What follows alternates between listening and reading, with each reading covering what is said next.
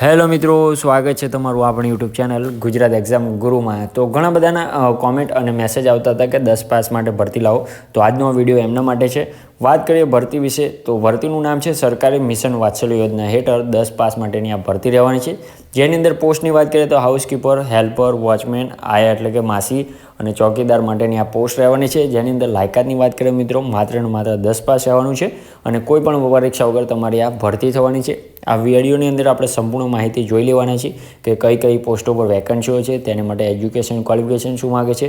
આ બધી જ પોસ્ટ જે આપેલી છે એના માટે તમને અલગ અલગ સેલેરી કેટલી આપવામાં આવશે, સિલેક્શન પ્રોસેસ કઈ રીતે છે, સંપૂર્ણ માહિતી આ વિડીયોની અંદર આપણે મેળવી લેવાના છીએ. તો આવી જ ભરતીની માહિતી તમને સૌથી પહેલાં મળતી રહે તે માટે આપણે વોટ્સઅપ અને ટેલિગ્રામ ગ્રુપમાં અવશ્યથી જોડાઈ જજો, જેની લિંક આપણે વિડીયોના ડિસ્ક્રિપ્શનમાં આપેલી છે મિત્રો. તો વધુ ટાઈમ તમારા નહીં લો, ફટાફટથી ચાલુ કરી દે આજનો આપણો વિડીયો. તો ફટાફટથી સૌથી પહેલાં આપણે ઓવરવ્યૂ લઈ લઈએ, ત્યારબાદ આપણે સ્ટેપ બાય સ્ટેપ સંપૂર્ણ માહિતી જાણી લઈશું મિત્રો. ઓર્ગેનાઇઝેશન એટલે કે ભરતી સંસ્થા વિશે વાત કરીએ મિત્રો, તો મિશન વાત્સલ્ય યોજના આપણી ભરતી સંસ્થા રહેવાની છે. પોસ્ટની વાત કરીએ તો ઘણી બધી પોસ્ટ છે જે આપણે થંબનેલમાં પણ જણાવી છે અને ડિટેલમાં પણ જોઈ લેવાની છે, વેકન્સીઓ પણ ડિટેલમાં જોઈ લેવાની છે. મોડ ઓફ એપ્લાયની વાત કરીએ તો ઓફલાઈન જ તમારે રહેશે, કોઈ પણ જાતનું ઓનલાઈન ફોર્મ ભરવાનું નથી. ઓફલાઈન જ તમારી આ ભરતી રહેવાની છે. કઈ રીતે રહેવાની છે સંપૂર્ણ માહિતી, સિલેક્શન પ્રોસેસ હું તમને આ વિડીયોની અંદર સમજાવી દેવાનો છું. જોબ લોકેશનની વાત કરીએ તો ગુજરાતની અંદર જ તમારું જોબ લોકેશન રહેવાનું છે. સેલરીની વાત કરીએ મિત્રો તો એઝ પર પોસ્ટ અલગ અલગ રહેવાની છે, જેની પણ આપણે ડિટેલ લઈ લેવાના છે. તો પહેલી આપણી જે પોસ્ટ છે તેનું નામ છે હાઉસકીપર તરીકેની એક પોસ્ટ છે. તેની અંદર માત્ર 10 પાસ માગેલું છે. સેલરીની વાત કરીએ મિત્રો તો 11,767 તમારે આની પર મંથ સેલેરી રહેવાની છે. ત્યારબાદ બીજી આપણી જે પોસ્ટ છે તેનું નામ છે હેલ્પર કમ નાઇટ વોચમેન તરીકેની, જેની માટે તમારે 10 પાસ જ રહેવાનું છે. સંપૂર્ણ બધા 10 પાસ જ રહેવાના છે. ઓકે, સેલરીની વાત કરીએ તો 11,767 આમાં પણ એટલી જ સેલરી રહેવાની છે મિત્રો. ત્રીજી આપણી જે પોસ્ટ છે હાઉસ ફાધર તરીકેની એટલે કે ગાર્ડિયન તરીકેની, જે રેક્ટર તરીકે હોય છે એની, તેની અંદર તમારે એન્યુ ગ્રેજ્યુએશન માગેલું છે. તમે BA, BCom, BSc, BSc જે પણ કરેલું હોય તો પણ તમે આની માટે એલિજિબલ છો. અને એની અંદર સેલેરીની વાત કરીએ મિત્રો તો 14,564 સેલેરી તમને આપવામાં આવશે પર મંથની.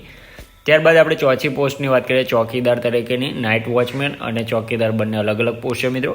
10 પાસ એની અંદર પણ માગેલું છે અને સેલેરીની વાત કરીએ તો 11,767 રૂપિયા તમને સેલેરી આની અંદર આપવાના છે પર મંથની.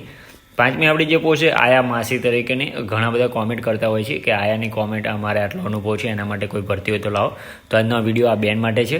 તો 10 પાસની આ ભરતી રહેવાની છે, જેની અંદર સેલેરીની વાત કરીએ મિત્રો તો 11,767 સેલેરી રહેવાની છે આની અંદર પણ. ઓકે, તો આ પોસ્ટ હતી. એજ લિમિટેશન જોઈ લઈએ શું રહેવાનું છે. તો મિનિમમ 25 વર્ષ માગેલા છે અને મેક્સિમમ 40 વર્ષ, એટલે કે 25 થી 40 વર્ષના ઉમેદવારો આની માટે એલિજિબલ છે અને અરજી કરી શકે છે. વેકન્સી ડિટેલ જોઈ લઈએ શું છે. તો હાઉસકીપર માટે ટોટલ 2 વેકન્સી છે, હેલ્પર કમ નાઇટ વોચમેન માટે 2 વેકન્સીઓ, હાઉસ ફાધર માટે 1, ચોકીદાર માટે પણ 1 અને આયા માસી તરીકેની 6 વેકન્સીઓ ખાલી છે મિત્રો. ત્યારબાદ એપ્લિકેશન ફીની વાત કરીએ તો તમારે કોઈ પણ કેટેગરીમાંથી આવતા હોય, જનરલ, EWS, OBC, ST, તમારે કોઈ પણ જાતની ફી આની અંદર ભરવાની રહેવાની નથી મિત્રો. વગર ફી અને કોઈ પણ પરીક્ષા વગર તમારી આ ભરતી થવાની છે. ઇમ્પોર્ટન્ટ ડેટ જોઈ લઈએ તો નોટિફિકેશન રિલીઝ ક્યાં થયું છે તો આજે 10 ઓક્ટોબર સવારે 10 વાગે નોટિફિકેશન રિલીઝ થયું છે. હાલમાં વિડીયો બનાવી રહ્યો છું અને આને માટે તમારે કોઈ લાસ્ટ ડેટની વાત કરીએ તો એવું ફોર્મ ભરવાનું નથી, પરંતુ વોકિંગ તારીખ રહેવાની છે જે 14 ઓક્ટોબર 2025ના, એટલે કે 4 દિવસની અંદર જ રહેવાનું છે. 14 ઓક્ટોબર 2025ના રોજ સવારે 9:30 વાગે તમારે ત્યાં પહોંચી રહેવાનું રહેશે. કઈ જગ્યાએ શું ડોક્યુમેન્ટ લઈને તો સિલેક્શન પ્રોસેસ સમજીએ એના માટે. તો સિલેક્શન પ્રોસેસની વાત કરીએ મિત્રો તો કોઈ પણ જાતની એક્ઝામ છે નહીં, આપણે થંબનેલમાં જણાવ્યું છે. તમારું વોક-ઇન ઇન્ટરવ્યૂ રહેવાનું છે 14 ઓક્ટોબર 2025ના રોજ. કઈ જગ્યાએ રહેવાનું છે તો જિલ્લા બાળ સુરક્ષાની કચેરી, A બ્લોક, ભોંયતળીએ, સહયોગ સ્કૂલ બિલ્ડિંગ હોસ્પિટલની સામે, પથિકાશ્રમની બાજુમાં, સેક્ટર ગાંધીનગર રહેવાની છે. તો આ પોસ્ટ શું કે આ એડ્રેસ તમે સ્ક્રીનશોટ પાડી શકો છો. આ તારીખે તમારે ત્યાં વોકિંગ ઇન્ટરવ્યૂ માટે જવાનું રહેશે સવારના 10 વાગ્યા સુધીમાં. ઓકે, ડોક્યુમેન્ટ તેની સાથે શું જોઈશે તો કે રિઝ્યુમ હતો તો CV, તમે જે પણ કહેતા હોય, પાસપોર્ટ સાઇઝના ફોટોસ લઈ જવાના રહેશે. ઓકે, ત્યારબાદ તમારે ઓરિજિનલ માર્કશીટ અને ઝેરોક્સ કરાવીને લઈ જવાનું રહેશે. સ્કૂલ લિવિંગ સર્ટિફિકેટ એટલે કે LCની ઝેરોક્સો, આધાર કાર્ડ, બર્થ સર્ટિફિકેટ, આઈડેન્ટિફિકેશન માટે એ પણ લઈ જવાનું રહેશે. અને કાસ્ટ સર્ટિફિકેટ જો તમારે લાગુ પડતું હોય તો ઓકે, જાતિના દાખલો તો એ પણ તમારે લઈ જવાનું રહેવાનું છે. વધુ પડતા ઝેરોક્સ પણ કરાવીને જજો, 2-3 સેટ, એટલે ત્યાં માગે તો આપી દેવા થાય, તમારે દોડધામ છેલ્લા ટાઈમે ના થાય મિત્રો. તો આવી જ ભરતીની માહિતી તમને સૌથી પહેલાં મળતી રહે તે માટે આપણે વોટ્સઅપ અને ટેલિગ્રામ ગ્રુપમાં જોડાઈ જજો, જેની લિંક આપણે વિડીયોના ડિસ્ક્રિપ્શનમાં આપેલી છે મિત્રો. તો મળીએ નવા વિડીયોમાં નવી ભરતી સાથે. ત્યાં સુધી જય હિન્દ, જય માતાજી.